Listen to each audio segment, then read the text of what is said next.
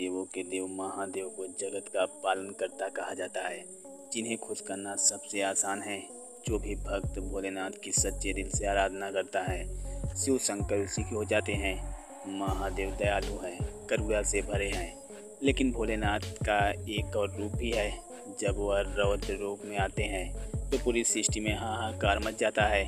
उनके इसी स्वरूप के चलते उन्हें रुद्र के नाम से भी जाना जाता है।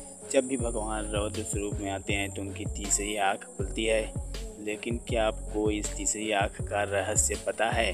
इस श्रावण मास में आइए जानते हैं कि आखिर भोलेनाथ को ये तीसरी आँख कैसे मिली और इसका क्या रहस्य है।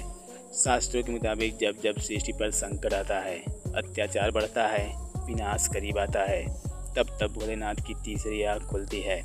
इस दौरान भोलेनाथ अपने रौद्र स्वरूप में होते हैं। भोलेनाथ की ये तीसरी आँख उनके दोनों भौहों के बीच में ललाट पर नजर आती है, जिसकी वजह से वह त्रिनेत्रधारी और त्रिलोचन के नाम से भी जाने जाते हैं।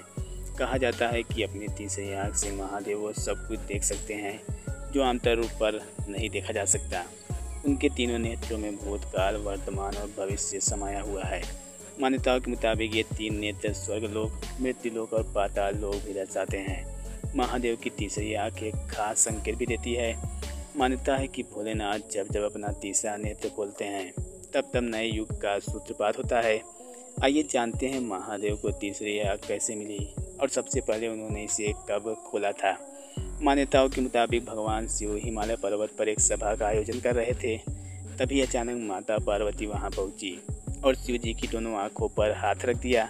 ऐसा करते ही पूरी सृष्टि में अंधेरा छा गया, सूर्य की रोशनी खत्म हो गई और चारों ओर हाहाकार मच गया। जीव जंतु इधर उधर भागने लगे। सृष्टि तेजी से विनाश की ओर जा रही थी। धरती के पालनकर्ता भोलेनाथ ये दशा देखी नहीं गई और उनके ललाट पर ज्योतिपुंज प्रकट हुआ। इस ज्योतिपुंज के खुलते ही पूरी धरती में फिर से रोशनी हो गई और सब कुछ पहले की तरह सामान्य हो गया। इसी ज्योतिपुंज को महादेव की तीसरी आँख कहा गया। बाद में माता पार्वती ने जब भोलेनाथ से तीसरे नेत्र का रहस्य पूछा तो उन्होंने बताया कि उनके नेत्र जगत के पालनहार हैं। ऐसे में अगर वह तीसरा नेत्र ना प्रकट करते तो सृष्टि का विनाश तय था।